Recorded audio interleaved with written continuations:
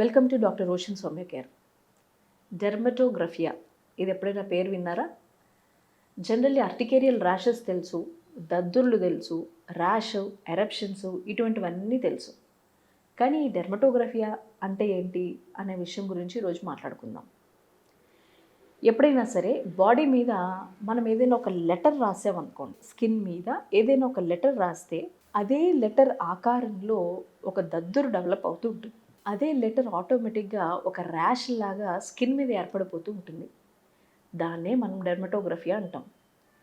ఇందులో ఏమవుతుందంటే జనరల్లీ వీళ్ళు చాలా ఎలర్జిక్గా ఉంటారు. ఇది దేని వల్ల వస్తుంది అనేది చెప్పడం చాలా కష్టం.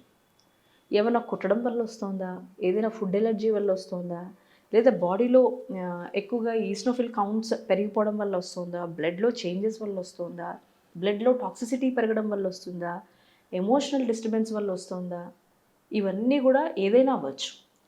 ఈ కండిషన్స్ చెప్పినవన్నీ కూడా రీజన్స్ అవ్వచ్చు. కానీ స్పెసిఫిక్గా ఫలానాది అనేది మనం చాలా అబ్జర్వేషన్ తర్వాత కానీ చెప్పలేం. వీళ్ళల్లో ఏమవుతూ ఉంటుందంటే దద్దుర్లు అంటే ఇప్పుడు మనం ఫర్ ఎగ్జాంపుల్ వాళ్ళకి ఇచ్చింగ్తో మొదలవుతుంది. దురద వచ్చిన తర్వాత వాళ్ళు అంటే ఎలా అయితే వాళ్ళు స్క్రాచ్ చేస్తారో ఆ స్క్రాచ్ విధానంలోనే ఒక దద్దురు డెవలప్ అయిపోతూ ఉంటుంది. వాళ్ళ మీద పేరు రాశారనుకోండి, వాళ్ళ పేరు కనుక వాళ్ళు దాని మీద రాసుకుంటే ఆ పేరు ఏదో మన టాటూ వేసినట్టు రెడ్ కలర్లో దద్దుర్లా వచ్చి చాలాసేపు ఉండి అది ఆటోమేటిక్గా మళ్ళీ నార్మల్ స్కిన్ వస్తూ ఉంటుంది. ఇది ఎంతసేపు ఉంటుంది, ఎంతసేపటి తర్వాత పోతుంది అనేది వాళ్ళ సివియారిటీని బట్టి ఉంటుంది. అయితే ఈ డెర్మటోగ్రఫియా కేసెస్ చాలా చూసాము. చాలా కండిషన్స్కి చాలా వండర్ఫుల్ రిజల్ట్ వచ్చింది. పూర్తిగా క్యూర్ అయిపోయింది. మళ్ళీ కూడా వాళ్ళ జీవితంలో రాలేదు. దీనికి హోమియోలో చాలా ఎక్సలెంట్ మెడిసిన్స్ ఉంటాయి. అయితే దీన్ని మనం ఎప్పుడు సీరియస్గా తీసుకోవాలి అనే విషయానికి వచ్చినట్లయితే ఎప్పుడైనా ఒకసారి once in 3 months, once in 6 months ఇలా అయితే పర్వాలేదు.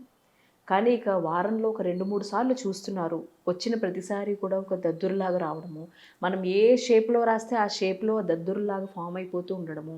ఫర్ ఎగ్జాంపుల్ ఒక సెంటెన్స్ రాసామనుకోండి, ఆ సెంటెన్స్ యాజ్ ఇట్ ఈజ్గా దాని మీద వచ్చేయడము, ఏ డిజైన్ వేస్తే ఆ డిజైన్ రూపంలో ఒక ర్యాష్ లాగా డెవలప్ అవుతూ ఉండడము, ఇవన్నీ కూడా మనం ఈ డెర్మటోగ్రఫీ యొక్క లక్షణాలుగా చెప్తూ ఉంటాం.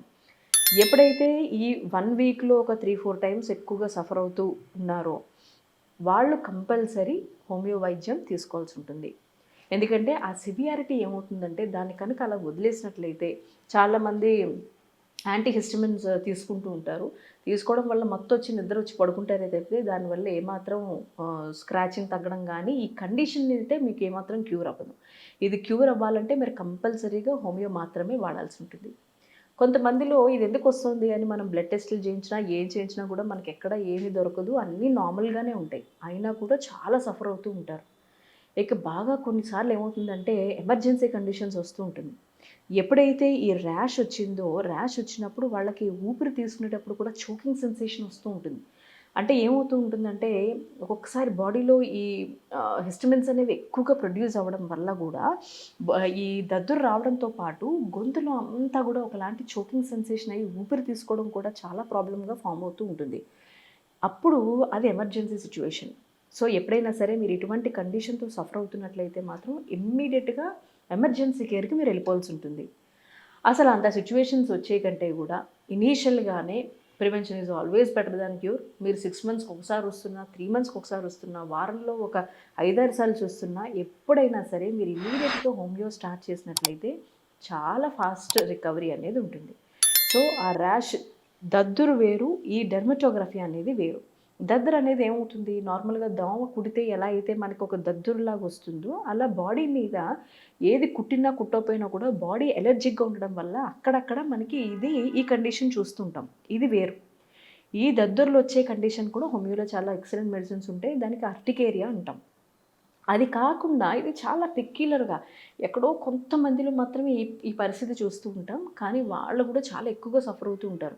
వీళ్ళకి దురదలు రావడము, చెప్పిన రీతిగా డిజైన్స్ రూపేణ ఆ ర్యాషెస్ వస్తూ ఉండడము, దాంతోపాటు మంట రావడము, ఆ వచ్చిన డిజైన్ లాగా పడిపోయింది కూడా ఏమవుతుందంటే చాలాసేపు ఉండి ఆ తర్వాత నార్మల్ స్కిన్ రావడము.